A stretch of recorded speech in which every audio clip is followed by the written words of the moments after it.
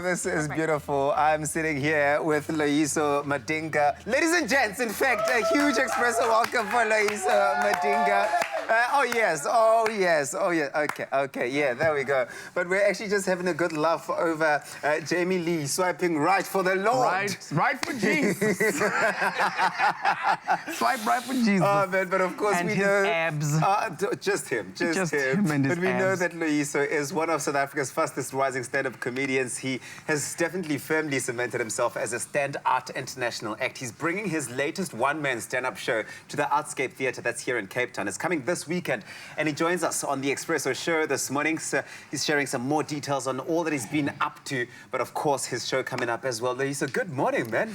Yeah, it is morning. And it's a good one as well. Guys, I don't know how you guys wake up this early. We make it happen. Do you know every other comic is sleeping right now in this country? I can imagine, but you guys stay up all the way. You guys woke me up. But you're up all the way to the wee hours of the morning when you're done with the shows and you have to hang out with your fans and then you go for the drinks and all of that, you know? Yeah, I drink water. I'm orange juice on occasion. But we stay up late and we work late and then you guys wake us up in the morning. Yeah. And then you all chipper. You guys are all on some kind of drug. It's the coffee. What is South Africa drug? Great morning.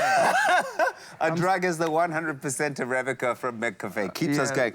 But Loyiso, dude, I mean, you've enjoyed so much success. Lately being named Trevor Noah's South African correspondent, which is huge. It's major. And then you've got, this is for The Daily Show, obviously, and then hosting an awards ceremony for the Bill and Melinda Gates Foundation, recording your half-hour special, Long Way From My Village. It's a lot that's happened over the last couple of years. Did you ever see this coming? I don't think you see things like specifically like Netflix was out of nowhere. Yeah. Like you think of it, it's like, oh, one day maybe in 15 years' time. But when it comes like, you know, fast. 2 years later, because we only got Netflix in South Africa 2 years ago. Yeah. And then, to be honest, it's just insane. Yeah. And when it did coming for you, did you feel, when it did arrive, I suppose, and it started happening and unfolding, did you feel like you were ready and this was the moment that you've been prepared for? See what happens when you start too early in the morning? The English hasn't kicked in. Yeah, no, the data runs out quickly. The English data runs out fast. But did you feel like you were prepared for it? Did you feel like the time was right for all of these things? I think for me it was a challenge. I think it was, could I do it? More than is the time right? I think if the opportunity comes and I was like, could I pull it off?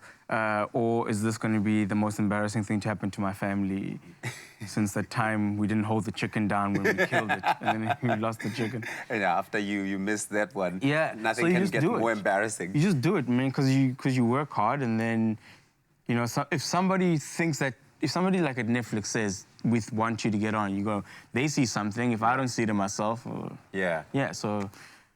So I did it. Yeah, it was dope. It was really cool. And what's it been like for you broadening your scope? I mean, you've done such an incredible job with local audiences and now having to tap into the international audience. Has that been a difficult challenge? Has that been a walk in the park for you? I think South African comedy is really... South African comedians are just really versatile people. Because if you think about it, South Africa is so diverse, you're never just in one place and talking to one kind of people. Yeah. Like, your language switches up. Like, if you listen to a stand-up comedian in a club, one moment they're talking in Xhosa, then they switch to English, then they'll hit some Afrikaans. Depending on where they are, Yeah, so I think we just adapt very well. And so when we get out into other spaces and look at other people, we're just used to having to change it up and, you know, become different versions of ourselves. Yeah.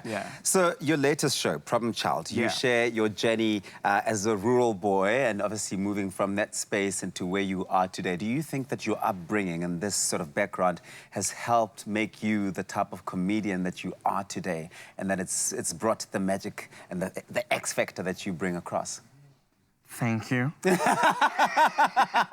threw a lot of adjectives I liked there. Yeah. Very nice, thank you. I think I like telling stories from my childhood because, one, it's just a lot of people don't know anything about rural life. And it's just always fun for me to tell them just like these fun, weird stories about how it was growing up. And then, you know, for me, it's just fun to do anything I know for sure. So obviously my growing up is one of those things.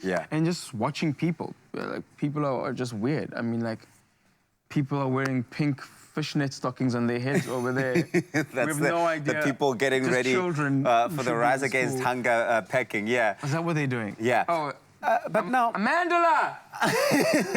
Loyiso, people are going to be gearing up to come see you perform at the Artscape on the 31st of Jan and the 1st of Feb. What can they expect? It's going to be a great show. I think watch my Netflix special. There's also the Born Free-ish that's on the thing on the DSTV where you watch things again. Yeah. That one. Yeah. I know what's happening in South Africa. Watch that and please come on. Yeah, Compute Tickets. Get your tickets this Friday. Cape Town, come through. Fantastic. I think it's going to be such a treat. But listen, we're all just taking part in this Dolly Parton challenge, and so we've got your one over there. No! Your submission, dear sir, over there. Let's see, Loyiso.